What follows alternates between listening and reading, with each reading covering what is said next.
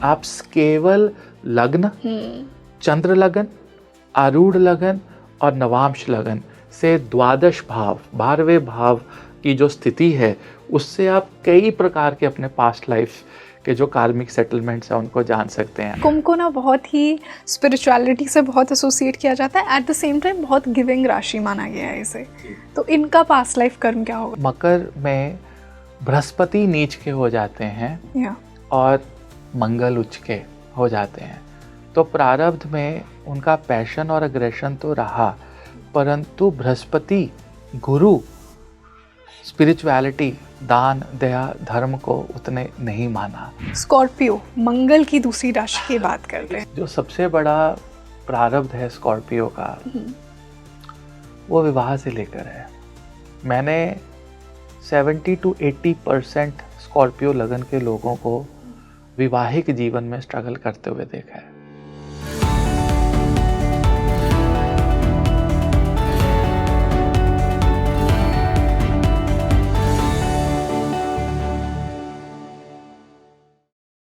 Hello everybody, this is your host rangoli Sharma और स्वागत करती हूँ आप सभी का आपके favourite spiritual podcast speaking tree पर। आज हम जो हमारी लग्न सीरीज़ थी उसका सेकंड पार्ट लेकर आए हैं। आज हम लिब्रा से पाइसीज का पेंडिंग पास्ट लाइफ कर्मा जानेंगे कि क्या आपकी सोल लेकर आई है पूर्व जन्मों से जो कि अनसेटल्ड रह गया है। कहीं जो आपके लाइफ में चैलेंजेस आ रहे हैं वो आपके पास्ट लाइफ कर्मा के बेसिस पर तो नहीं है, डेफिनेटली हैं, और आपको आपके हर लग्न के हिसाब से उसका आंसर मिलेगा। तो आप मुझे ये पॉडकास्ट शुरू करने से पहले बताइए कि आपका लग्न कौन सा है। हम आपको बताएंगे कि कौन से चैलेंजेस आप अपनी पास्ट लाइफ से लेकर आ रहे हैं, क्या सोल्यूशन, क्या बिहेवियरल चेंजेस आपको अपने अंदर करने हैं जिससे आप अपने इस लाइफ के लग्न को जस्टिफिकेशन दे पाएँ। और इसी बेहद खास डिस्कशन के लिए आज जो मेरे साथ गेस्ट जुड़े हैं, एक रिनाउंड एस्ट्रोलॉजर हैं। आपने उनके वीडियोस को बहुत ज़्यादा पसंद किया है क्योंकि उनका जो तरीका है बताने का वो सिर्फ कोर थियोरेटिकल एस्ट्रोलॉजी नहीं है, एक स्पिरिचुअल एस्पेक्ट है, एक मिस्टिकल एस्पेक्ट है। मैं स्वागत करना चाहूँगी one of my most favourites, Navneet Chitkara sir का। Navneet sir, welcome back to Speaking Tree. Thank you. और ये जो हमारा पिछला हमने पॉडकास्ट किया था जिसमें हमने पास्ट लाइफ डिस्कस की थी स्टार्टिंग के 6 लग्नों की, उसका ही कॉन्टिन्यूएशन है। इसमें हम लिब्रा, तुला से लेके पाइसीज का पास्ट लाइफ हम बात करेंगे। बहुत इंटरेस्टिंग पॉडकास्ट था पिछला। आई एम श्योर जिसने भी देखा बहुत ज़्यादा रिलेट किया। बहुत से लोगों के कमेंट्स आए कि हमारे लग्न का भी बताइए। तो आपकी इसी इच्छा को पूरी करते हुए मैं एक और आपके लिए पॉडकास्ट ले आई हूँ नवनीत जी के साथ। तो हम लिब्रा से आज शुरुआत करते हैं। धन्यवाद रंगोली।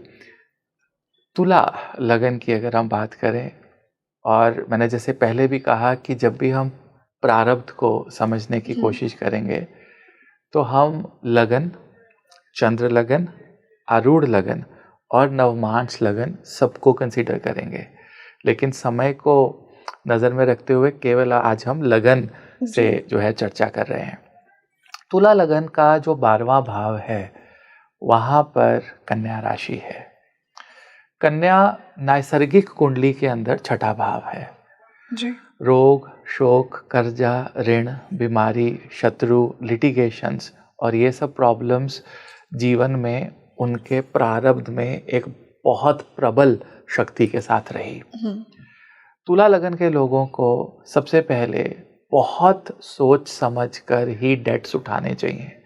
उनके लाइफ में जो कर्जा है, अगर वो अनवांटेड कर्जा अपने जीवन में उठा लेते हैं तो वो बहुत स्ट्रगल करेंगे, क्योंकि पिछले जन्म में भी वो बहुत ज़्यादा फाइनेंशियल टर्मोइल से गुजर के आए होते हैं। दूसरा, उनके अनवांटेड शत्रु बहुत बनेंगे, राइट। और ये भी हो सकता है कि थोड़ा सा कोई कॉम्पिटिटिव वाला इंसान उनके जीवन से निकले तो वो उसको एनिमी समझें, दुश्मन समझें। तो ये एक बहुत मेजर इशू है। आपको पूरे समाज को या अपने कंपटीशन को कंपटीशन ही समझना है, दुश्मन नहीं समझना है। आपको कर्जा या फाइनेंशियल मैनेजमेंट में थोड़ा ध्यान रखना है। सबसे बड़ी प्रॉब्लम उनके जन्म में, पूर्व जन्म में हेल्थ भी रही है। अगर आपका तुला लगन है और आप छोटी सी अपनी शारीरिक तकलीफ को पकड़ के उसका इलाज नहीं करेंगे, वो बड़ी बन जाएगी। और मैंने कई तुला लगन को देखा है जो अपने छोटी छोटी हेल्थ की प्रॉब्लम्स को इग्नोर करते रहेंगे और फिर वो एक बड़ा रूप ले लेंगी और फिर उनके सफ़र करना पड़ेगा। यही वो पिछले जन्म में करते रहे। जब किनकी लाइफ का थीम ही बैलेंस है, जैसे तुला जो रिप्रेजेंट करता है बैलेंस को। जी, तो इसलिए आपको जो आपका प्रारब्ध था वो बहुत कॉन्फ्लिक्टिंग प्रारब्ध था। उसमें रोग भी था, शोक भी था, कर्जा भी था, ऋण भी था, बीमारी भी थी, शत्रु भी थे। अब आपको जीवन में कई इंस्टेंस ऐसे मिलेंगे जिसमें ये बहुत चीजें प्रबल रहेंगी तुला लगन के अंदर। जी। तो उनको पहली बात अपने सेहत का ध्यान रखना है। दूसरा, आप क्रेडिट कार्ड्स या अनवांटेड स्पेंडिंग, अनवांटेड जो आपके खर्चे हैं, फिर कर्जा ले लेना, उसको to come out of that circle, don't do this. आप पिछले जन्म में ये करते थे, राइट, और ओवरली करते थे। तो इस जन्म में महादेव आपको लगन देते हैं उस चीज़ को बैलेंस आउट करने के लिए कि डोंट डू दिस। आपकी प्रोफेशनल लाइफ, आपकी पर्सनल लाइफ और आपकी हेल्थ, ये सारी चीज़ें बैलेंस करने के लिए आपको तुला लगन मिला है। और इसी की फाइट तुला लगन की रहती है कि मैं इसको भी बैलेंस करूं, मैं इसको भी बैलेंस करूं और इसको भी। और डिपेंडिंग अपॉन कि उसमें कौन सा ग्रह बैठा, मान लीजिए राहु बैठ गया तुला लगन से 12वें भाव में, राइट, और राहु तो बहुत शक्तिशाली राहु होगा कन्या राशि के अंदर, क्योंकि वो उसकी मूल त्रिकोण राशि है। तो वो 24 घंटे आपके दिमाग के आसपास वो काम करेगा, जिसमें आप बहुत ऐसे डिसीजन ले सकते हैं जिसकी वजह से आपको पछताना पड़े। और प्रारब्ध में भी आपने ऐसे डिसीजंस लिए। और तीसरी चीज़, आपके मन में कभी भी हेट्रेड फीलिंग नहीं आनी चाहिए, क्योंकि तुला लगन के प्रारब्ध में हेट्रेड थी कंपटीशन के कारण, राइट, क्योंकि छठा भाव कंपटीशन का भी है। तो ये एक प्रॉब्लमेटिक सिचुएशन। चौथी एक और इम्पॉर्टेंट चीज़ है कि तुला लगन को दान करना चाहिए, दान, दया, धर्म, क्योंकि छठा भाव दान, दया, धर्म का भी है। और अगर आपको इस जन्म में ये वाइब्रेशंस हैं कि आपको दान करना है, डेली बेसिस पे दान करना है, दया है, धर्म है, तो आप डेफिनेटली एक अच्छे एक अच्छे प्रोग्रेसिव ब्रह्म तत्व की जर्नी पर हैं। लेकिन अगर आपके माइंड में बिल्कुल भी दान, दया, धर्म नहीं है, तो you have to bring in that. क्योंकि राहु जैसे ग्रह या शनि जैसे ग्रह 12वें भाव में अगर आकर बैठ गए तुला लगन के, तो वो दान नहीं करने देंगे। बिल्कुल। मैंने सर बहुत से ऐसे लोग देखे हैं तुला वाले जो मटीरियलिस्टिक बहुत ज़्यादा होते हैं, और उनसे मैंने दान धर्म की बातें जेन्युइनली नहीं सुनी है। तो आपने जैसा कहा कि ये उनकी लाइफ का थीम है कहीं ना कहीं, जो पूर्व जन्म से लेकर आ रहे हैं, और डेफिनेटली उन्हें करना चाहिए। बिल्कुल, उनको करना चाहिए। तो ये उनका प्रारब्ध है, कॉन्फ्लिक्ट से बचें। मैंने देखा है तुला लगन के लोग अनवांटेडली कॉन्फ्लिक्ट में चले जाते हैं, जो रिक्वायर्ड भी नहीं थी कॉन्वर्सेशन, उस कॉन्वर्सेशन को इतना बढ़ा दिया गया कि वो कॉन्फ्लिक्ट ही बन गया। तो उस चीज़, वो प्रारब्ध में करते हैं ये चीज़ें। अगर इस जन्म में भी वही पैटर्न है, तो एज ए ह्यूमन हमने क्या इवॉल्व किया? कुछ भी इवॉल्व नहीं किया। You have to come over this. तो जो भी कैरेक्टरिस्टिक्स कन्या के हैं, उससे थोड़ा सा आप बचें। जी, इसे से हम स्कॉर्पियो, मंगल की दूसरी राशि की बात करते हैं। देखिए, स्कॉर्पियो तो बहुत इंटरेस्टिंग होने वाला है। इंटेंस और सीक्रेटिव इसे कहा जाता है कि है। बहुत सीक्रेट्स लेकर आ रहे हो आप पास्ट लाइफ से। देखिए, जो सबसे बड़ा प्रारब्ध है स्कॉर्पियो का, वो विवाह से लेकर है। मैंने 70 to 80% स्कॉर्पियो लगन के लोगों को विवाहिक जीवन में स्ट्रगल करते हुए देखा है, और 80% इज अ ह्यूज। क्योंकि अगर आप नैसर्गिक कुंडली उठाएं तो तुला राशि सप्तम भाव में, बिल्कुल, पार्टनरशिप्स में, लव, राइट, लव में, मैरिज में। एक तो उनकी पिछले जन्म के चैलेंजेस जो हैं वो पार्टनरशिप्स में रहे, इस जन्म में वो पार्टनरशिप्स में इतना अच्छा काम नहीं कर पाएंगे, जबकि डिजायर उनकी वही होती है, मार्स ऑपोजिट वीनस। लेकिन और मान लीजिए अगर उनके 12वें घर में कोई नेचुरली मेलेफिक या फंक्शनल मेलेफिक ग्रह बैठ गया, जैसे अब शनि है, शनि उनकी कुंडली में एक मेलेफिक ग्रह है, और वो 12वें में आके बैठ जाए, तो वैवाहिक जीवन को वो 100% ड्राई और ख़राब करेगा। ऐसे लोगों की हो सकता है पहली मैरिज ख़राब हो जाए, फिर दूसरी मैरिज में वो भी स्ट्रगल कर रहे हों। तो कहीं ना कहीं पर first thing about Scorpio is कि उनको अपनी पार्टनरशिप को इम्प्रूव करना चाहिए। स्कॉर्पियो लगन वैसे भी बहुत ज़्यादा शॉर्ट टेम्पर्ड और इम्पल्सिव लगन माना गया है, लेकिन वो लॉयल लगन भी है, उनके अंदर लॉयल्टी होती है, they don't give up on loyalty. ये सबसे बड़ी स्पेशलिटी है वृश्चिक लगन की। लेकिन 12वें भाव के अंदर तुला में उनके जीवन के अंदर जो प्रायोरिटीज़ हैं वो थोड़ी सी सेल्फिश रही अपने ऊपर। जैसे तुला लगन की आपने जैसे बात की मटेरियलिज्म, आप ये देखिएगा कि एक strong desire of their own wealth. मान लीजिए आपके पति हैं, वेल सेटल्ड हैं, बहुत अच्छा कमा रहे हैं, आपका बहुत अच्छा घर है, परिवार है, लेकिन उनके अंदर एक हमेशा से डिजायर रहेगी कि मेरी पर्सनल आइडेंटिटी, मेरा पर्सनल वेल्थ कहाँ है। मान लीजिए आप बहुत बड़े घर में रह रहे हैं, आपके पति बहुत कमाते हैं, लेकिन वो फीमेल ये कहेगी मैंने पर्सनल लेवल पे क्या कमाया है, मेरी आइडेंटिटी क्या है, मेरी जो एक इनकम है वो कहाँ पर है। तो ऐसा वो अपनी पर्सनल सेविंग्स के ऊपर, पर्सनल पॉकेट मनी के लिए बहुत पॉजेसिव रहने वाले हैं। स्कॉर्पियो वो जानते हैं कि उनके जेब में क्या है। ठीक है, मेरे पति के जेब में बहुत पैसे हो सकते हैं, मेरी पत्नी के जेब में बहुत पैसे हो सकते हैं, लेकिन what is in my pocket, right. तो वहाँ पर स्कॉर्पियो को थोड़ा ये धैर्य रखना है। ये पिछले जन्म में भी उनकी थीम रही। स्कॉर्पियो लगन की एक और प्रॉब्लम जो है वो फूड हैबिट्स को लेकर आती है कि जो तुला है ना वो मार्केट प्लेस है, राइट। मॉल, गार्डन, या जब आप कहीं पे खाना खाने जाते हैं जिसको हम फूड कोर्ट बोलते हैं, राइट। तो आप कभी भी देखेंगे स्कॉर्पियो लगन दे वुड लव ईटिंग, और उनको आप पूछिए कि आप क्या खाना चाहते हैं, उनको मालूम नहीं क्या खाना चाहते हैं, लेकिन जब उनके सामने 4 चीज़ें आएंगी तो वो चारों चीज़ें काफ़ी हैवीली कंज्यूम करने की शक्ति रखते हैं, क्योंकि मंगल की एक डार्कर साइड है, वो हिडन सेव करके रखना चाहता है अपने शरीर के अंदर। और पिछले जन्म में भी यही आपकी एक खाने पीने, खान पान की, परिवार की एक लंबी फाइट आपके जन्म में रही है। तुला जब 12वें भाव में आता है ना तो वो अपने सिबलिंग्स के साथ भी रिलेशनशिप मेंटेन नहीं कर पाता है, राइट। अब आप देखिए वृश्चिक लगन से 3रे भाव का स्वामी शनि है, राइट। वो कहीं ना कहीं पर जो शनि है वो 7म भाव से 9वां बनता है वृश्चिक लगन के अंदर। वृश्चिक लगन का 7म भाव है, वहां से 9 घर आगे गिनोगे तो 3रा भाव आएगा। जैसे ही शादी होगी ना वृश्चिक लगन की, उनके सिबलिंग्स के साथ अनबन हो जाएगी, राइट। सिबलिंग्स के साथ उनका रिलेशनशिप ड्राई हो जाएगा। अगर कोई छोटा भाई या छोटा बहन है तो सडनली उन देखेंगे कि इनका सिबलिंग्स के साथ बहुत प्रैक्टिकल रिश्ता हो गया, बहुत ड्राई रिश्ता हो गया। इस चीज को उनको बैलेंस करना पड़ेगा। ये प्रारब्ध में भी था।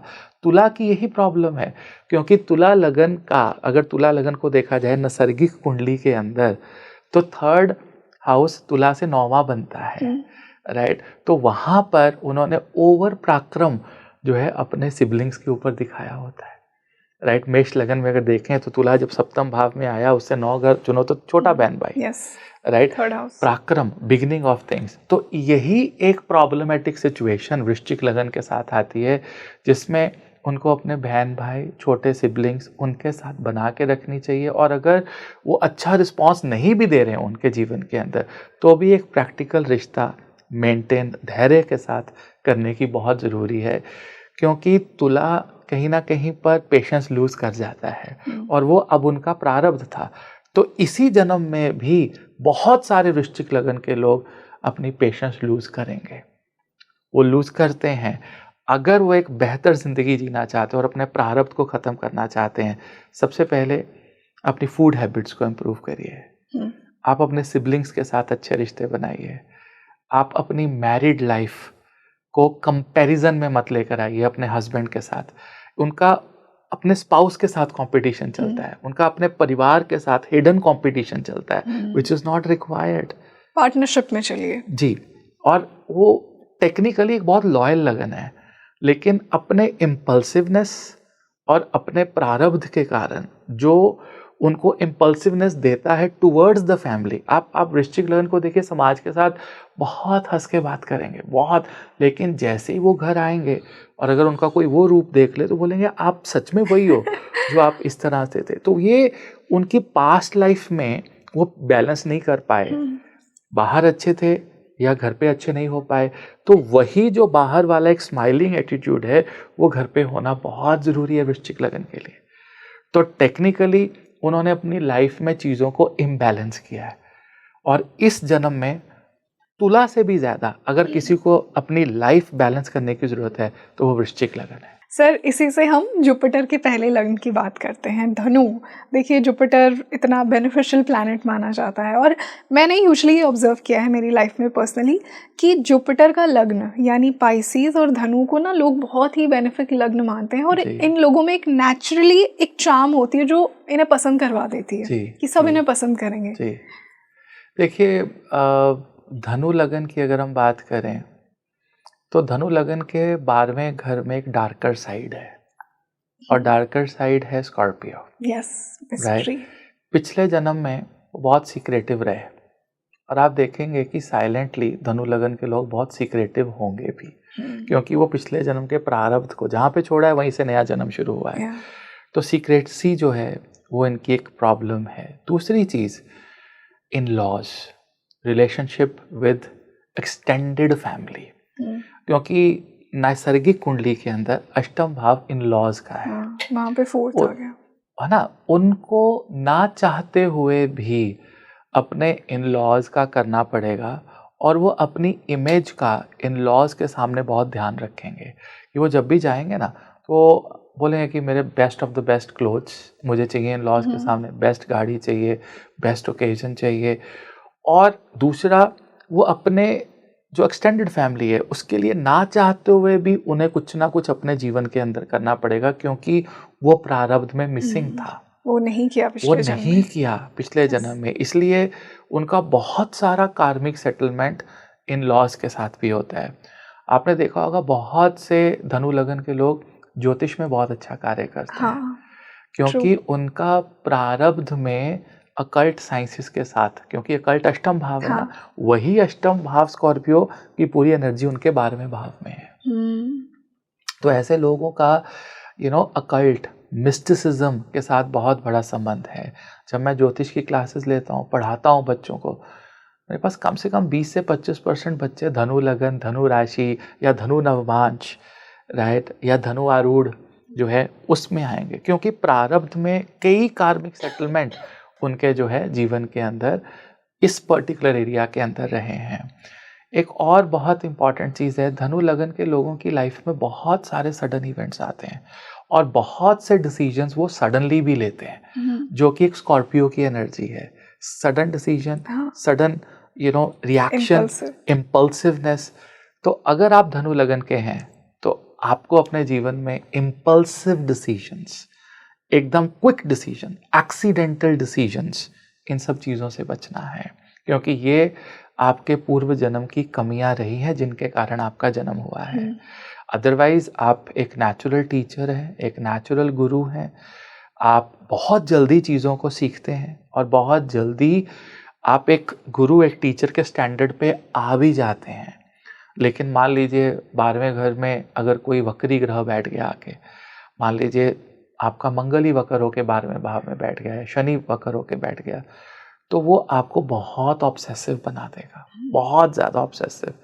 तो टेक्निकली मैंने कई धनु लगन के लोगों को देखा है कि 12वें में स्कॉर्पियो होना, फिर उसमें कोई रेट्रोग्रेड ग्रह आ जाना, उनको ओवरली ऑब्सेसिव बना देता है। मान लीजिए अगर शनि आ गया तो वो वर्क को लेके, काम को लेके ओवरली ऑब्सेसिव हो जाएंगे और ओवरली सीक्रेटिव हो जाएंगे, राइट। कहीं ना कहीं पर वो कार्य तो करेंगे, लेकिन वो एक साथ साथ पैरेलल सीक्रेट प्लानिंग भी करते रहेंगे कि इसको हम इस तरह से ऊपर लेके जाएं कि सामने वाले को पता ही ना लगे कि वो क्या कर गए हैं जिस लेवल पे, जिसको कि हम एक थोड़ी डर्टी पॉलिटिक्स भी कहते हैं। तो वो इसमें भी इन्वॉल्व हो सकते हैं। उनमें, क्योंकि डर्टी पॉलिटिक्स स्कॉर्पियो के अंदर होती है, इट इज देयर। तो वो 12वें में उनका प्रारब्ध था। और अगर आप एक साफ सुथरी स्ट्रेट फॉरवर्ड जिंदगी जीते हैं तो ये एक मौका है धनु लगन को एक लेवल ऊपर जाने का और अपने मोक्ष की तरफ एक बड़ा कदम रखने का। बट अगर आप फिर इन्हीं चीज़ों में फंसे हुए हैं तो आप डेफिनेटली अपने प्रारब्ध से, अपने पूर्व जन्म के कर्मों से ऊपर नहीं बढ़े हैं, यू स्टिल देयर। तो सर अगर मैं कंक्लूड करूं तो इनके लिए क्या थीम है जो इन्हें सेटल करना है इस लाइफ में? They don't have to be very secretive, right. They have to be very balanced with आपके जो एक्सटेंडेड फैमिली है, उसके लिए इनको बहुत बैलेंस्ड रहना चाहिए। They should also control their nerve, इनको अपने टेम्परामेंट पे कंट्रोल रखना चाहिए। लोग कहते हैं ना कि धनु लगन के लोग को टेम्परामेंट प्रॉब्लम्स नहीं होती है, no, they have a hidden temperament, उनका एक हिडन टेम्परामेंट है जो रिवील्ड नहीं है, और वो हिडन टेम्परामेंट बहुत इम्पल्सिव है, बहुत ज़्यादा इम्पल्सिव। और मान लीजिए लगन में कोई मंगल या सूर्य या कोई इम्पल्सिव प्लैनेट आके बैठ गया, तो वो 12वें भाव का जो पूर्व जन्म का इम्पल्स है उसको एक्सपोनेंशियली ग्रो कर देगा, एम्पलीफाई कर देगा उसको। So they have to be away from the Scorpio traits जो पिछले जन्म में उनकी थी, और उनसे वो बाहर नहीं निकल पाए अभी तक।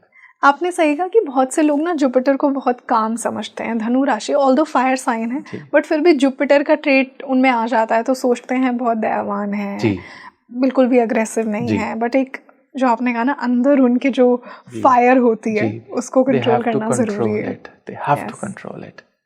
सर, इसी से मैं बहुत ही इनफेमस लग्न की बात करना चाहूँगी। मैंने इनफेमस इसलिए कहा कि शनि के लग्न को ना यूजुअली लोग बहुत रूड समझते हैं, बहुत कोल्ड समझते हैं, सोचते हैं कि इनसे तो बात करना ही बेकार है। कहीं ना कहीं मकर और एक्वेरियस को इसीलिए लोग मिसअंडरस्टैंड भी करते हैं कि आपकी बात नहीं समझेंगे। मकर लगन की अगर बात हम करें, उनका बहुत सारा प्रारब्ध उनके गुरु पिता के साथ है, लॉन्ग डिस्टेंस ट्रेवल्स के साथ है। तो मकर लगन के लोगों का अगर पिता के साथ कोई भी उनको कार्य पिता देते हैं या गुरु देते हैं तो उन्हें अवश्य करना चाहिए, क्योंकि पिछले जन्म में वो गुरु पिता उनके कई अनपेंडिंग कार्य हैं जो वो नहीं कर पाए। इसके साथ साथ मकर लगन के लोग अपने भाग्य पे ज़्यादा विश्वास रखते हैं और कर्म में कमी लाते हैं। अगर आप मेहनती हैं और आपका मकर लगन है, ट्रस्ट मी रंगोली, ये लगन उस लेवल पे पहुंच सकता है जिस पे कोई लगन नहीं पहुंच सकता। Really? The only condition is कि उनको बहुत हार्ड वर्किंग होना पड़ेगा, क्योंकि धनु एक ऐसा है जो भाग्य को रिप्रेजेंट करता है, राइट, और गुरु को, टीचर को रिप्रेजेंट करता है, आपके लॉन्ग डिस्टेंस ट्रैवल को। आप कभी भी देखेंगे ना, मकर लगन से पूछिए कि आपको क्या चीज़ शांति देगी, तो बोलेंगे हमें लॉन्ग डिस्टेंस ट्रैवल, हमें ट्रिप पे ले जाइए, हमें घूमना बहुत अच्छा लगेगा। बट जहाँ काम आता है कि एकदम इम्पल्सिवली उठिए और हार्डवर्क करिए, काम करिए, वहाँ पर वो थोड़े से जो है रिलक्टेंट हो जाएंगे। आप घर में भी अगर आपके मकर लगन का बच्चा है ना, आप उसको बोलेंगे ना, ये उठ के आप वहाँ रख दीजिए, तो वो उसको उठ के वहाँ रखने में भी वो 5 मिनट लगाएगा क्योंकि कहीं ना कहीं वो भाग्य पे ये विश्वास कर रहा है कि कोई उठा के उसको ले जाएगा और मुझे ये काम नहीं करना पड़ेगा। But sir, at the same time मैंने शनि के बहुत से लग्न वाले हार्ड वर्किंग नेचुरली होते हैं, क्योंकि शनि का ट्रेट है। देखिए, शनि का ट्रेट ज़रूर है हार्ड वर्किंग, लेकिन शनि का ट्रेट स्लोनेस भी है। They very very slow. मैंने इन लोगों को उपच्या की तरह, यानी कि आफ्टर द एज ऑफ 36, 37 बहुत हार्ड वर्क करते देखा, लेकिन प्रायर टू दैट इनकी जो अप्रोच रही वो थोड़ी सी कैजुअल रही, right, towards hard working, towards giving their best, giving their 100%। और अगर आपका शनि वेल प्लेस्ड है, उसके ऊपर अच्छे ग्रहों की दृष्टि है, या बुध लगन में आपके आ गया, तो ऐसे लोगों को बहुत अर्ली लाइफ में हमने प्रोग्रेस होते देखा। लेकिन प्रारब्ध क्या था कि वो बेसिकली अपनी छत नहीं बना रहे थे, लेकिन भगवान से प्रे कर रहे थे कि बारिश ना आए, राइट। तो वो एक जो सिचुएशन है मकर लगन को, वो बहुत नीचे ले जाती है, राइट। और अगर कोई इस चीज़ को आइडेंटिफाई कर ले मकर लगन का, और वो अपनी लाइफ में हार्ड वर्क और स्पिरिचुअलिटी, अब मान लीजिए राहु बैठ जाए आके या केतु बैठ जाए, तो कहीं ना कहीं पे वो स्पिरिचुअलिटी को थोड़ा सा दूर ले जाएगा। लेकिन यही जुपिटर बैठ जाए उनके 12वें भाव में आके, तो डेफिनेटली उनका गुरु का ऋण है पिछले जन्म का, और उनको जल्दी ही जीवन में अगर गुरु मिल जाते हैं तो बहुत अच्छे रिजल्ट उनको मिलेंगे। अब शुक्र अगर आकर बैठ जाए ऐसे में, तो शुक्र बहुत अच्छा परफॉर्म करता है, लेकिन उनका ऋण किसकी तरफ है? फाइनेंशियल मैनेजमेंट की तरफ, अपने शरीर की तरफ उनका ऋण है कि उनको अपने शरीर को नीट एंड क्लीन, हाइजेनिक रखना है, जो वो पिछले जन्म में नहीं रख पाए। तो दे हैव टू, तो जो प्लैनेट्स, ग्रह वहाँ पर आकर बैठेंगे, उनका बहुत इन्फ्लुएंस जो है वो आपका प्रारब्ध था, वो आपने इम्प्रूव नहीं किया। और अगर आप उसको इम्प्रूव कर रहे हैं और आप फोकस्ड हैं, अब मान लीजिए आपका मकर लगन और 12वें भाव में शुक्र बैठे हैं, तो आप देखना कि वो बहुत ब्यूटी के लिए, अपनी फिजिकल ब्यूटी के लिए बहुत ज़्यादा फोकस्ड रहेंगे। और अगर वो वक्री हो गया तो ऑब्सेसिव हो जाएंगे, और अगर वो दूषित हो गया या उसको कोई एफ्लिक्शन आ गई तो वो बिल्कुल भी नहीं होंगे। तो ये आपका प्रारब्ध था, इसको बैलेंस आउट करना है आपने, और बैलेंस आउट करना ही प्रारब्ध का सबसे बड़ा कर्तव्य है कि ये मेरा प्रारब्ध था, मुझे इसको बैलेंस आउट करना है। सो मकर लगन, दे शुड वर्क हार्ड। भाग्य पे आप विश्वास करिए, लेकिन कर्म पे भी आप विश्वास करिए। तो इनकी लाइफ का अगर मैं कंक्लूड करूं, इस जन्म का कार्मिक सेटलमेंट यही होगा कि आप कर्म प्रधान बनिए, सिर्फ भाग्य पे ट्रस्ट मत कीजिए, और कहीं ना कहीं पर अपने फादर, पिता, गुरु, उनके लिए आप डेडिकेटेड रहिए, और होंगे भी आप, there is no doubt about it. आपके पास कई इंस्टेंस ऐसे आएंगे जहाँ पर आपको अपने पिता, गुरु, टीचर्स का करना होगा। जैसे स्कूल में अगर छोटा सा बच्चा हो तो जितने भी कोई प्रेजेंटेशन है या कोई क्ले मॉडल्स बनाने हैं तो वो सबसे पहले जाके बोलेंगे हम करते हैं, और फिर पूरी फैमिली को इन्वॉल्व करके वो उसको करेंगे जाकर। तो इस तरह के कई मौके प्रारब्ध के जो पेंडिंग कर्मास थे, गुरु के लिए, पिता के लिए, लॉन्ग डिस्टेंस कई ट्रैवल थे जो आप आधे छोड़ के आए हो, जो पूरे नहीं किए, वो इस जन्म में आप करने वाले हैं जी। इसी से हम शनि की दूसरी राशि एक्वेरियस, कुंभ की बात करते हैं। देखिए, कुंभ को ना बहुत ही स्पिरिचुअलिटी से बहुत एसोसिएट किया जाता है, एट द सेम टाइम बहुत गिविंग राशि माना गया है इसे। जी। तो इनका पास्ट लाइफ कर्म क्या होगा? देखिए, कुंभ के 12वें भाव में मकर आता है। यस। मकर एक वॉर जोन है, एक युद्ध का मैदान, और उनके जीवन में जो प्रारब्ध रहा, बहुत युद्ध किए उन्होंने अपने हर चीज़ में, प्रोफेशन में, पर्सनल लाइफ के अंदर, और सबसे बड़ी बात है अपने आप के साथ। अगर आपका एक्वेरियस लगन है, आपको किसी भी तरह के युद्ध से बचना है, और यूजुअली वो इस लाइफ में भी युद्ध में ही रहते हैं। मैंने सर पर्सनली बहुत आर्मी वालों की कुंडली में एक्वेरियस लगन देखा है, और स्पेशली चंद्रमा वहाँ बैठ जाए, they are moving all the time, Saturn मिल जाएगा, मून मिलेगा। तो टेक्निकली आप ये देखेंगे कि उनका प्रारब्ध युद्ध ही रहा। Every day is a fight, सुबह से लेकर शाम तक। सबसे पहले उस चीज़ को एक्सेप्ट करें कि मेरा जीवन जो है वो बहुत फाइट और बहुत ही ज़्यादा चैलेंजिंग लाइफ जो है जीवन के अंदर मिलने वाली है। और दूसरी चीज़, एक और इम्पॉर्टेंट ऑब्जर्वेशन है कि मकर में बृहस्पति नीच के हो जाते हैं और मंगल उच्च के हो जाते हैं। तो प्रारब्ध में उनका पैशन और अग्रेशन तो रहा, परंतु बृहस्पति, गुरु, स्पिरिचुअलिटी, दान, दया, धर्म को उतने नहीं माना। वो बहुत प्रैक्टिकल रहे पिछले जन्म में, क्योंकि बृहस्पति प्रैक्टिकलिटी के मालिक नहीं है। वो कहीं ना कहीं थ्योरी पढ़ाते हैं आपको, जीवन विजडम के हैं, लेकिन मंगल प्रैक्टिकल है। तो आप पिछले जन्म में ओवर प्रैक्टिकल थे, और इस जन्म में आपको हर बात पे ओवर प्रैक्टिकल नहीं होना है। आपको थोड़ा सा थ्योरेटिकल होना, जीवन में किसी पे भरोसा करना, किसी पे ट्रस्ट करना ज़रूरी है। एक्वेरियस लगन किसी की लाइफ में इंटरफियर नहीं करता है, लेकिन वो अपनी लाइफ में इंटरफियरेंस की ज़ीरो टॉलरेंस है उनके अंदर। ज़ीरो टॉलरेंस, दैट मीन्स वो कभी कभी दूसरों पे भरोसा नहीं करते। इन्हें मैं नो नॉनसेंस पर्सन जिसे बोलते हैं ना, ये वो हैं। इन्हें आप कुछ भी नहीं बोल सकते हैं। तो इनको जो आपका धर्म है, इस पे भरोसा करना, अपने वर्क प्लेस पे भरोसा करना, और हर चीज़ को एक फाइट की तरह ना लेना। ये तो एक फाइट है, ये तो एक चैलेंज है, इसमें ज़रूर प्रॉब्लम आएगी। इस माइंड सेट से निकलना एक्वेरियस को ज़रूरी है, क्योंकि यही इनका प्रारब्ध रहा। जो भी क्वालिटी मकर की है, over aggression, less theoretical, beyond requirement, they are practical. मतलब जो जितनी प्रैक्टिकलिटी की ज़रूरत है उससे कहीं ज़्यादा वो जो है अपनी लाइफ के अंदर प्रैक्टिकल हो कहते हैं ना कि अति हर चीज़ की बुरी होती है। तो इसलिए इनको जीवन में they should be practical, but they should not be obsessive about practicality. तो ये इनका एक प्रारब्ध रहा जहाँ पर इनको इम्प्रूवमेंट की ज़रूरत है। सर, एक चीज़ मैं ये भी पूछना चाहूँगी कुंभ लग्न के लिए। देखिए, आपने कहा कि इनकी हर जीवन के हर एरिया में युद्ध रहा है, चाहे वो रिलेशनशिप हो। तो जिन लोगों का कुंभ लग्न है ना, 7th हाउस में नंबर 5, 5वीं राशि, और वो खुद बहुत कोल्ड है, यहाँ पे सन बैठ गया, दोनों दुश्मन, तो क्या इनकी मैरिड लाइफ का भी कोई पिछले जन्म का प्रॉब्लम्स आती हैं? देखिए, जहाँ तक मैरिड लाइफ की अगर बात की जाए तो उसके बहुत सारे योग हैं। एक प्रॉब्लम जो मैंने देखी है कि सप्तम भाव नवमांश के अंदर जी, और नवमांश का लगन, ये towards attitude towards marriage show करता है कि आपका नज़रिया कैसा है। ओके, नवमांश लगन, ओके, लेकिन केवल एक पर्टिकुलर प्रिंसिपल कि वहाँ पर आपके जो है सिंह बैठ गए आकर, तो वो डेफिनेटली ईगो क्लैश का जन्म ज़रूर वहाँ पे हो जाता है कि कहीं ना कहीं पर कि ये वो कहावत है ना, माइंड योर ओन बिजनेस।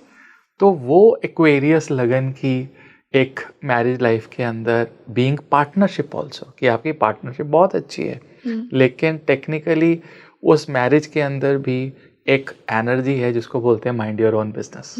तो वो एक जो एक दूरी है वो एक्वेरियस लगन के अंदर, कुंभ लगन के अंदर रहती है।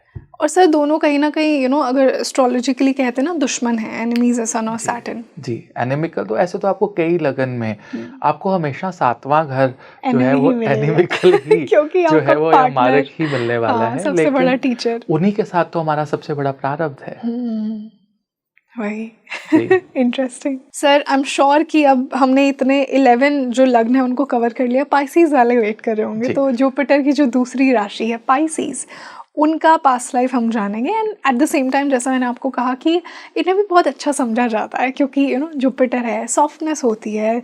मीन राशि तो वैसे ही इमोशंस और नर्चरिंग और गिविंग राशि है, तो इनका क्या पास्ट लाइफ होगा? इसमें एक बहुत प्रॉब्लमेटिक सिचुएशन है, मैं आपको बहुत पहले ही बताना चाहूँगा। जो 12वां घर है उसके मालिक शनि के साथ साथ राहु है, राइट, क्योंकि कुंभ के जो स्वामी है वो राहु भी होते हैं, माने जाते हैं। तो या तो इन्होंने अपने पिछले जन्म में फाइनेंशियली किसी को चीट किया होता है, या इनको चीट किया गया होता है। इनके लाइफ में फाइनेंशियल मैनेजमेंट और फाइनेंशियल चीटिंग को बहुत ध्यान रखना चाहिए। मैंने कई कुंडलियाँ देखी जिसमें पाइसेस लगन था और उन्होंने फाइनेंशियल चीटिंग की है लोगों के साथ पास्ट लाइफ में, इवन इन दिस लाइफ। अच्छा, वो पास्ट लाइफ में करते आ रहे थे, इसीलिए इस जन्म में भी कर रहे हैं, इजीली बना हुआ है, क्योंकि वो पैटर्न बना हुआ उनके जीवन का, या उनके साथ लोग जो है चीटिंग कर गए हैं बहुत सारे, राइट। तो ये एक पैटर्न है। अब राहु की जो एनर्जी है वो होप्स, विशेस, डिजायर्स वाली एनर्जी है। तो प्रारब्ध में उनकी बहुत होप्स, विशेस, डिजायर्स रही, और अपने आप को सुप्रीम, क्योंकि राहु हमेशा अपने आप को सुप्रीम दिखाना चाहते हैं, तो वो एक हाईएस्ट लेवल पे पहुंचना और अपने आप को सुप्रीम दिखाना, ये उनका बैड पास्ट लाइफ कर्मा है।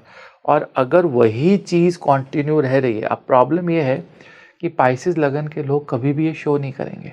वो समाज को बताएंगे कि they have given up on everything, वो सब छोड़ रहे हैं, वो बहुत सात्विक हो चुके हैं, बहुत कॉम्प्रोमाइजिंग हो चुके हैं, एक्सेप्टिंग हो चुके हैं, लेकिन अंदर से ना वो कॉम्प्रोमाइज्ड है, ना वो उन्होंने चीज़ों को एक्सेप्ट किया है, क्योंकि वो राहु की एनर्जी वो आडंबर जो है, वो आडंबर तो बहुत बड़ा वर्ड हो गया, क्योंकि एक चीज़ कहना कि मैं धन को छोड़ चुका हूँ और फिर दूसरे हाथ धन मांगना, राइट, ये आडंबर नहीं है, लेकिन ये नॉन लिविंग अप्रोच है कि मैं लीव नहीं कर सकता।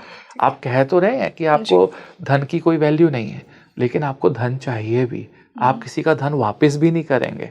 अगर आपने 10 लोगों को बोला कि आप मेरे साथ इन्वेस्ट करो और उनका पैसा लगा दिया, राइट, और वापस नहीं कर पाए या उनको प्रॉफिट नहीं दे पाए, एंड देन उसको एक फ्रॉड का नाम दे दिया जाए, तो ऐसे हजारों सर्कमस्टांसेस मीन लगन के लोगों के साथ बनते हैं। तो what is the learning from the past life? Learning is कि मुझे फाइनेंशियल ट्रांजैक्शंस को बहुत सोच समझ कर करना है, राइट। मैं कोई भी ऐसी ट्रांजैक्शन नहीं करूँगा जिसमें बहुत ज़्यादा रिस्क इन्वॉल्व हो, बहुत सारे लोगों के पैसे लगे हों, बहुत सारे लोगों के इमोशंस लगे हों, और वो बाद में अगर फेल हो तो आपका बहुत बड़ा कर्म बन जाए। इसी प्रकार आपका राहु जो है वो कहीं ना कहीं पर आपको सुपर लीडर एंड मेरे से बड़ा कोई है ही नहीं, ना कोई बन सकता है, तो आपको उस फीलिंग को भी थोड़ा चॉप ऑफ करके नीचे लेकर आना है कि आप बाहर से तो आप बहुत सटल हो, बहुत इमोशनल हो, लेकिन from inside you want to be a global leader, right, very hidden, क्योंकि राहु हमें बहुत हिडन एनर्जी रखता है और ये आपका प्रारब्ध रहा कि you want to be a global leader और आप उसके लिए फाइट करते रहे, right. But on the again आपको इस चीज़ को अपनी लाइफ के अंदर छोड़ना है। तो अगर आप ये 2 कर्मों को, अपनी फाइनेंशियल ट्रांजैक्शंस, किसी से ना तो आप डिच होइए, ना किसी को डिच करिए, ना धोखा दीजिए, ना आप किसी का धोखा लीजिए। डोंट ब्लाइंडली ट्रस्ट पीपल, क्योंकि पाइसेस एक ऐसा लगना जो लोगों को ट्रस्ट कर लेता है। हाँ, हर एक को बुला लेगा, आप आ जाओ आ जाओ आ जाओ, और वहाँ पर उनकी गलती हो जाती है। That is where they are mistaken. मैंने कई ऐसे गुरु टीचर देखे जो पाइसेस लगन के थे, जिन्होंने बहुत से स्टूडेंट्स के साथ चीट किया और बहुत से स्टूडेंट्स ने भी उनको चीट किया। तो वो दोनों कॉम्बिनेशन उनका प्रारब्ध का रहा। तो they have to be careful, क्योंकि यही कार्मिक पैटर्न, यही कार्मिक सेटलमेंट उनका जन्मों जन्मों से चलता आ रहा है। So at least they should make a system कि उनको बच्चे भी ना चीट करें और वो भी बच्चों को ना चीट करें। तो ये एक इम्प्रूवमेंट। और बच्चों की बात अगर मैं करूं तो वो क्लाइंट्स की मैं बात कर रहा हूँ, आपके बिजनेस की बात कर रहा हूँ, आपके आसपास के लोगों की बात कर रहा हूँ। तो ये आपका प्रारब्ध था एक्वेरियस 12वें में होने की वजह से। इस प्रारब्ध को आपको ब्रेक करना है to reach to a level. तो इस तरह से आप एक सिंप्लीफाइड तरीके से, rather than going so deep into the concepts of vargas and other, आप केवल लग्न, चंद्र लगन, आरूढ़ लगन और नवांश लगन से 12 भाव, 12वें भाव की जो स्थिति है, उससे आप कई प्रकार के अपने पास्ट लाइफ के जो कार्मिक सेटलमेंट्स हैं उनको जान सकते हैं। आरूढ़ से आपकी सामाजिक सेटलमेंट्स कैसे रहे, आपकी छवि को लेके कैसे सेटलमेंट्स रहे। चंद्रमा से आपकी जो इमोशनल सेटलमेंट्स हैं, आपके परिवार से जो सेटलमेंट्स हैं वो कैसे रहे। और नवमांश से जो आपका 12वां है वो स्ट्रेट आपके प्रारब्ध के जो पूरा बैगेज है उसकी पोटली के पूरी की पूरी पोटली का जो थीम रही है उसके बारे में बताता है। और अगर मौका मिला तो अगले वीडियो पे हम नवमांश से 12वें भाव के बारे में बात करेंगे, जिसमें बहुत मज़ा आने वाला है। बिल्कुल सर। सर, एक बहुत ही वैलिड क्वेश्चन मैं पूछना चाह रही हूँ, आई एम श्योर कि बहुत से व्यूअर्स का ये होगा। हमने 12 लग्नों की बात की, आपके अकॉर्डिंग जितना आपने 12 लग्नों की पास्ट लाइफ पढ़ी है, सबसे बेस्ट लग्न कौन सा है? इट्स कौन सा लग्न ब्लेसिंग है और कौन सा लग्न सबसे ज़्यादा चैलेंजिंग है होना? ये मैं लोगों को डरा नहीं रही हूँ, but just out of curiosity I want to ask. देखिए, टू बी वेरी ऑनेस्ट, ऐसे कोई बेस्ट होता नहीं, ये पर्सनल चॉइस आप ज़रूर कह सकते हैं, क्योंकि कहीं पर भी किसी भी मुनिवर ने ये नहीं लिखा है कि ये लगन अच्छा है या ये सर्कमस्टांसेस है। ये आपका अपना नज़रिया है, अपनी चॉइस है।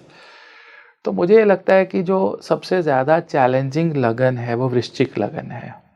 Okay, right. क्योंकि वृश्चिक लगन को ना अपने जीवन में बहुत सी चीज़ें ऐसी करनी पड़ती है जो वो नहीं चाहते। जैसे मैंने वृश्चिक लगन को बच्चों के लिए स्ट्रगल करते देखा है। Right, they are always struggling because बच्चे जो कहीं ना कहीं पर सेटल नहीं होंगे या उनकी बात नहीं मानेंगे, उनको तंग करेंगे। उनकी मैरिड लाइफ में भी उनके ऊपर बहुत बोझ जो है जीवन में आया, क्योंकि सप्तम भाव की एनर्जी उनके 12वें भाव में बैठी है, तुला। तो वृश्चिक लगन डेफिनेटली एक डिफ़िकल्ट लगन है। उनको एंड तक या तो बच्चों से चैलेंजेस आते रहेंगे या परिवार से चैलेंजेस आते जाएंगे। मतलब वो करते रहेंगे सबका, लेकिन इन रिटर्न उन्हें कुछ नहीं मिलने वाला है। मतलब अगर वो बोलें कि लिटिल बिट ऑफ एप्रिसिएशन अगर उनको परिवार की तरफ से मिल जाए, तो केवल उनके इम्पल्सिवनेस और जिस तरह से वो बात करते हैं या आपे से बाहर हो जाते हैं, उस वजह से केवल उस चीज़ को नज़र में रखकर उनके जीवन के सभी अच्छे कर्मों को जो है नज़र लग जाती है। वो काउंट नहीं होते, वो वैल्यू नहीं होते हैं। तो ये एक वृश्चिक लगन की एक प्रॉब्लम रही, चैलेंजिंग रहा। मैं कहूँगा कि थोड़ा सा सैड है कि अगर आपका वृश्चिक लगन है, सिर्फ आप अगर अपनी वाणी पे और अपने इम्पल्सिवनेस पे, अपने टेम्परामेंट पे, क्योंकि ये मंगल की डार्कर साइड है, तो अगर आप उसको कंट्रोल कर लें तो आपका जीवन बहुत अच्छा हो सकता है। आपकी हर बात को वैल्यू किया जा सकता है। और अगर टेक्निकली नो लगना इज़ वेरी गुड, बट सबका कर्म होता है, सबका कर्म होता है। लेकिन डेफिनेटली मुझे वेरी ऑनेस्ट स्पाइसेस लगन is something that I like. उसका रीज़न ये है कि अगर आप मटीरियलिस्टिक चीज़ों को छोड़कर जेन्युइनली आप क्लाइंट्स, स्टूडेंट्स और टीचर्स के साथ अगर आप एक ऐसा रिश्ता बनाएं कि जो आप कह रहे हैं आप वही हैं। मान लीजिए आप कहते हैं कि मुझे लीडरशिप नहीं चाहिए या मेरे से आप सब कुछ लेके जा सकते हो, और अपने राहु को कंट्रोल कर लें, जो एक डिज़ायर्स भी हैं as a Guru, as a teacher आपके जीवन में। आई थिंक उनसे बढ़िया गुरु या उनसे बढ़िया टीचर या उनसे बढ़िया मेंटोर इस दुनिया में नहीं हो सकते हैं। They are superb, they are brilliant, लेकिन उनमें जो कमी है वो कमी एक impulsiveness towards becoming global leader, impulsiveness towards transactions, पैसा, राइट। पैसे की गलती लेने की और देने की पाइसेस लगन से हो ही जाती है। तो इसलिए अगर आप ट्रांजैक्शनल चीज़ों से आप उसको बैलेंस करें या उस पर आपकी स्ट्रॉन्ग नज़र हो, या आप अपने जीवन में किसी का 1 रुपया भी ना रखें, अगर आप प्रण लें कि जिस दिन से मैं पैसा कमाऊंगा, अगर मुझे किसी को सर्विसेज नहीं भी देनी तो मैं उसका एक एक पैसा वापस करूंगा, तो आपका पाइसेस लगन से बढ़िया लगन कोई नहीं हो सकता। बिल्कुल सर, और मेरा इंटेंशन जो था इस क्वेश्चन को पूछने का ऐसा नहीं है, मैं भी बिलीव करती हूँ कि हम सबका कर्म है, अच्छा कर्म है, बुरा कर्म है, और हम सब वही सेटल करने आए हैं। बट थोड़ा सा आउट ऑफ क्यूरियोसिटी मैं इसे पूछना चाह रही थी, बिकॉज आई एम श्योर कि हमने पूरी सीरीज़ की है तो लोग अपने आप में वेरीफाई कर रहे होंगे। बट जैसा सर ने बताया, देखिए हर लग्न के चैलेंजेस हैं, हर लग्न की कुछ अच्छाइयाँ भी हैं, तो कुछ भी अच्छा बुरा नहीं होता है। बट आज का जो एपिसोड था, जो हमने ये 2 पार्ट्स में इस पूरी सीरीज़ को किया, सर मैं मानती हूँ बहुत ही ज़्यादा फैसिनेटिंग है, क्योंकि मैंने पर्सनली ये भी नहीं सोचा था कभी भी कि सिर्फ लग्न के बेसिस पे हम हमारे पूर्व जन्म का इतना कुछ बता सकते हैं। थोड़ा बहुत मुझे आइडिया था, बट आज जो ये मास्टर क्लास हुई, I am feeling so enlighten and I am feeling so happy, and it's always a pleasure to be in your company, और इतना नॉलेज आपसे लेकर बहुत अच्छा लगता है मुझे। Thank you very much rangoli, thank you so much for joining us today. Thank you. तो आज के इस एपिसोड में हमने लीब्रा से लेकर पाइसेस जो लग्न है उनके पास्ट लाइफ कर्म पर बात की। जो पहले के लग्न हैं वो हमने दूसरे पॉडकास्ट में कवर किया है, आप उसे भी डेफिनेटली देखिए, और मुझे कमेंट सेक्शन में बताइए कि आपका लग्न कौन सा है। क्या आपको भी अपनी लाइफ में ये चैलेंजेस फील होते हैं? क्या आपको लगता है कि आप ये सारे चैलेंजेस कहीं ना कहीं आपके पेंडिंग पास्ट लाइफ कर्मा से लेकर आ रहे हैं और उसी का रिजल्ट है? और अगर हाँ, तो उसे सेटल करना आपकी रिस्पॉन्सिबिलिटी है, क्योंकि तभी आप अपने लग्न को इस लाइफ में जस्टिफाई करेंगे। और यही मेरा इंटेंशन था आज के इस पॉडकास्ट से, कि आप तक मैं वो राइट नॉलेज पहुँचाऊँ। And we got the best guest for this, and I am sure कि आपको भी उतना ही मज़ा आया आज के इस पॉडकास्ट में, उतना ही नॉलेजेबल फील हुआ हो जितना मुझे हुआ। और अगर आप एक ज्योतिष के सीकर हैं तो आई एम वेरी श्योर कि आपने आज के इस पॉडकास्ट को बहुत ज़्यादा इन्जॉय किया होगा। आई ओनली रिक्वेस्ट यू कि आप आज के इस पॉडकास्ट को ज़्यादा से ज़्यादा लोगों तक शेयर कीजिए, एस्ट्रोलॉजी सीकर्स के साथ शेयर कीजिए, ताकि उन्हें भी अपने चैलेंजेस का पता लगे और वो भी सॉल्यूशंस निकालें। मैं हूँ आपके साथ रंगोली शर्मा। हम जल्द ही मिलते हैं एक और बेहतरीन पॉडकास्ट के साथ। नमस्ते।